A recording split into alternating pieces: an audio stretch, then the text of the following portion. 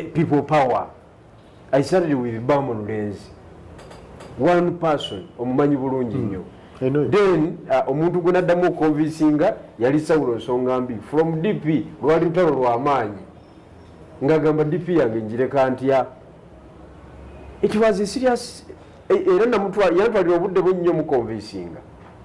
Kakati awo ne tutandika okugaziwa Bamu n'andeetera abalala, Saulo n'andeetera abalala, ne tugaziwa ne ntambula district ku district nekalire wose bonatuukayo omanyiyo bulungi. Negant please stop okuzanyira mu kitundu kyaffe okumamala. Kakati ebyo byonna nze nali nzimba revolution, nali nzimba struggle. Era abavubuka abo betwakunga abo be bavubuka betwajja mu leadership era nakati be baliwo tewaliwo kyayongeddwako kirala.